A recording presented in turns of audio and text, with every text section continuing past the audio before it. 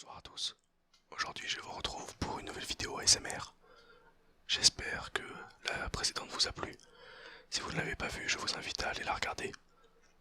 Aujourd'hui nous allons parler d'une légende celte très connue. Donc Halloween, une fête qui va bientôt arriver, dans une semaine à peu près, le 31 octobre. Je vais aujourd'hui vous conter la légende d'Halloween et son origine. Donc, la légende et les coutumes d'Halloween remontent à des centaines d'années.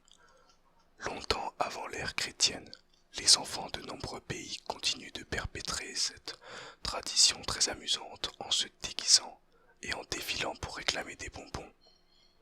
Il y a environ 3000 ans, l'année celte se terminait non pas le 31 décembre comme maintenant, mais le 31 octobre. Et cette dernière nuit était la nuit de Samhain, ou Samin, le dieu de la mort. Les nuits devenant plus longues à cette période, d'après la légende, les fantômes des morts en profitaient pour rendre visite aux vivants. Ces esprits n'étaient pas tous sympathiques et bienveillants, et Samin, le dieu des morts, rôdait pour rassembler les âmes de ceux qui étaient trépassés dans l'année. Pour commencer une bonne année, les Celtes, ancêtres des Irlandais, Écossais et Gallois, exécutaient des rituels religieux très particuliers. Dans chaque village, les hommes éteignaient les feux de leur foyer. Les druides étouffaient aussi le feu de l'autel sacré. Ils frottaient ensuite des branches sèches d'un chêne sacré jusqu'à ce qu'elles s'enflamment en un nouveau feu en l'honneur du dieu soleil. Chaque chef de famille recevait une braise pour allumer un nouveau feu dans son foyer. Ce feu sacré qui ne devait pas s'éteindre jusqu'en automne suivant protégeait chaque maison des esprits diaboliques. Au cours de la nuit, tout le village se rassemble en cercle pour festoyer autour d'immenses feux. Les villageois buvaient de la cervoise, de la bière, du vin et de l'hydromel, poisson obtenu par la fermentation du miel dans l'eau.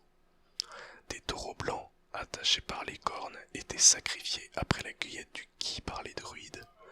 Pour être sûr d'effrayer les mauvais esprits, les gens s'habillaient avec des costumes terrifiants et se maquillaient de façon affreuse. Ils avaient aussi pensé à laisser des offrandes devant leurs portes pour apaiser les revenants. Cette fête pouvait durer 15 jours.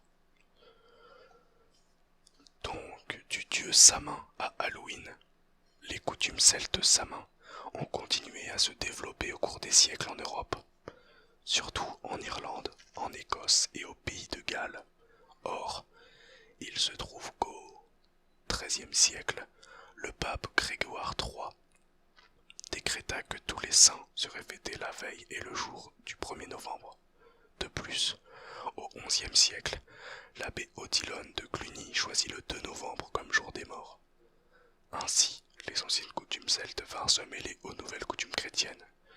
Et comment dit-on, veille du jour de tous les saints en anglais, All, tous, Hallows, saint, Eve, veille, c'est-à-dire All Hallows Eve, qui se transformera en Halloween. Au fil des années, les traditions celtes se transformèrent en une fête pour les enfants. Ceux-ci se déguisent en fantômes et vont frapper aux maisons pour obtenir des sucreries. Dans les années 1840, une famine terrible frappa l'Irlande et les Irlandais, immigrèrent en masse aux États-Unis en emmenant avec eux les coutumes d'Halloween. Depuis quelques années, Halloween a retraversé l'océan jusqu'en France, où les enfants envahissent désormais les rues déguisés en monstres terrifiants et affamés à chaque 31 octobre.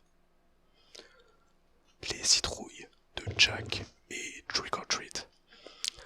Ces citrouilles viennent tout droit d'une légende irlandaise. Cette légende raconte l'histoire de Jack, un homme très avare, qui ne pense qu'à amasser des richesses et à boire des bières au pub. Un pub est un café irlandais. Un soir, dans un pub irlandais donc, il a rencontré le diable et s'est moqué de lui. Quand Jack est mort, il n'a pas pu aller au paradis à cause de son avarice. Il n'a pas pu non plus aller en enfer car le diable ne lui a pas pardonné ses moqueries. Depuis, Jack est plongé dans l'obscurité, condamné à errer entre les deux mondes. peut s'éclairer avec un navet évidé en forme de lanterne, à l'intérieur duquel brûle un charbon ardent. Du navet à la citrouille, il n'y a pas qu'un pas. Il n'y a qu'un pas, voilà pourquoi on installe des bougies dans d'énormes potirons découpés de la manière la plus effrayante possible. Que signifie réussir son trick or treat? En anglais, trick est égal farce, or ou treat régal. On se rappelle qu'il y a 3000 ans, les Celtes laissaient des offrandes devant leurs portes pour satisfaire et occuper les mauvais esprits. Trick or treat n'est que la continuation de cette coutume, à la différence que quelques mauvais esprits qui se régalent. Maintenant, c'est vous qui vous régalez, à condition d'être déguisé et de respecter les règles. Voilà, j'espère que vous aurez apprécié cette vidéo. Si vous avez bien aimé, n'hésitez pas à me le dire dans la section commentaires. Je ferai sûrement une vidéo la semaine prochaine. Sur ce, portez-vous bien et à une prochaine.